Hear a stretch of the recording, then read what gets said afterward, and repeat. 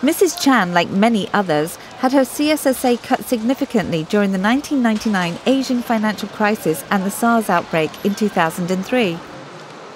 These 2 years, they totally cut around 40% of the family. And then they cut only the civil service, only 6%. So we can see the gap. Since then, CSSA payments increased by less than 2%, and on February 1st this year, it was raised by just another 2.8%. I think it's ridiculous. When they need to X those A's, it was because the government tried to deal with the rats in the budget. So now, but we have more than $100 billion in reserve. So why should we care about such a small lump sum of money? So if they cannot get help from the government, that means the poverty will extend to the next generation. I can't accept it. I did ask the government in the electrical, what is the inflation in September? I asked him in November. They told me it's 5%. Then I said, then why you raise for 2.8%? The Labour and Welfare Department refused to talk to TVB until after the budget on February 27th. However, they did send this statement in response to why the CSSA has not increased significantly in recent years. We help the disadvantaged move from welfare to self-reliance through promoting employment. For those with working abilities, we seek to promote this policy through enhancing their employability, promoting employment opportunities, providing effective employment support and suitable work incentives. This policy does not help people like Mrs. Chan. And even if a CSSA recipient does find a job, SOCO points out the salaries of unskilled workers have halved since the handover. The cleaning job before maybe 10 years around maybe 8,000 per month, but now it's 4,000 per month. Legislator Frederick Fung was one of the volunteer experts serving on the Commission on Poverty, chaired by top government official Henry Tang.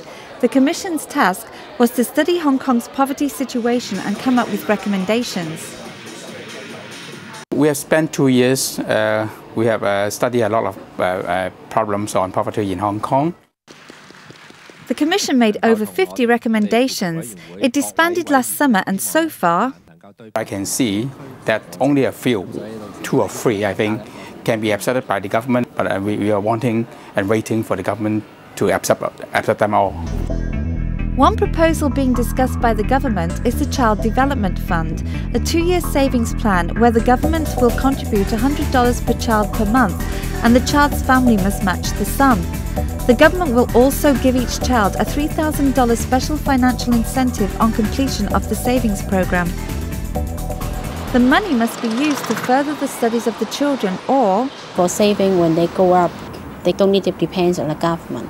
Professor Chow was also a Commission on Poverty member. He says the government has suggested putting aside $300 million for the Child Development Fund. Which is really a peanut.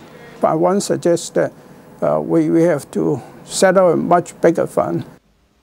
The Labour and Welfare Bureau says at least 13,600 children will in the end benefit from the CDF. It should cover secondary school students aged 12 to 16 who live in households receiving comprehensive Social Security assistance or full grants from the Student Financial Assistance Agency. The government has suggested lowering the age requirement from 12 to 16 to 10 to 16. We have almost 300,000 children who are living in the level of CSSA. I would suggest that we have to do a lot more. When the Commission on Poverty disbanded, the Labour and Welfare Bureau took up the responsibility to follow through on the Commission's proposals and monitor poverty alleviation. Secretary for Labour and Welfare Matthew Chung refused to comment on any progress made.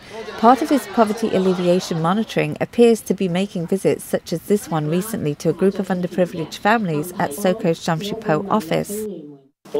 I came here today to listen. I'm not here to have people say, Secretary promised me to do this, do that. Firstly, I understand the difficulties you face. Life is not easy. Everything's more expensive. Pork costs over 40 to 50 Hong Kong dollars a catty. There's no egg for $1 anymore. The bigger ones cost $1.10 each. Even he is a secretary for the bureau, but he has no any concrete power to change anything. In the top level, they never see people. So even we have many invitations to the finance secretary, to have their chief executive, they never come to visit this the privilege. 佢講大道理，覺得好失望。 Coming up, one man tries to help the poor help themselves, and the elderly living in cages.